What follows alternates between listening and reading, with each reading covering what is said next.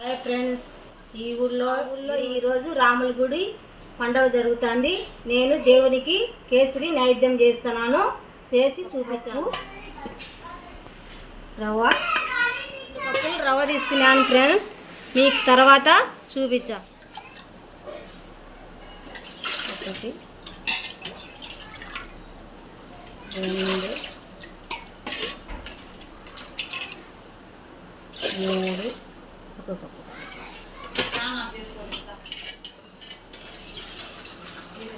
ఒక కప్పుకు దీంతో ఒక కప్పు రవ్వ వేసినాను.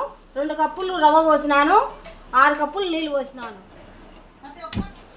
టెంకాయ కొట్టినా ఫ్రెండ్స్.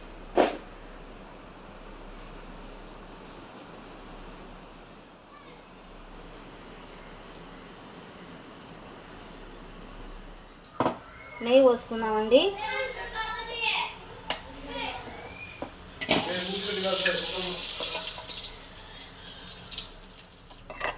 ఇప్పుడు బాదం పప్పు నెయ్యిలో వేయించుకోవాలి.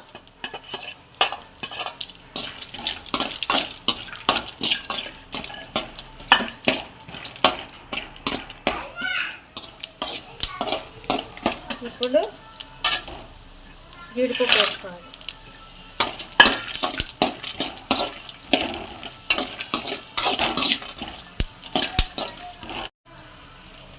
కలింగరకాయ విత్తనాలు వేసుకోవాలి. పుచ్చకాయ విత్తనాలు నూనెలో వేయించుకొని పక్కకు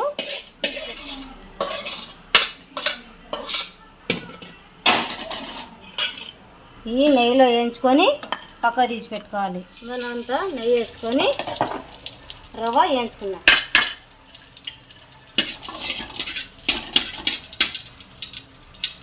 ఇది దండి రవ్వ కాబట్టి కొంచెం కొంచెం వేయించుకుందాం.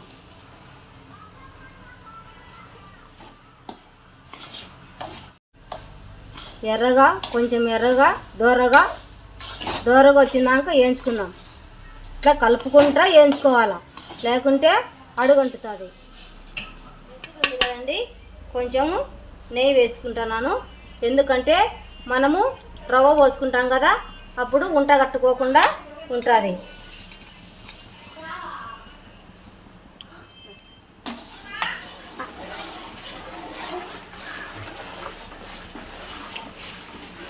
ఇలా సన్నగా పోసుకుంటా ఫ్రెండ్స్.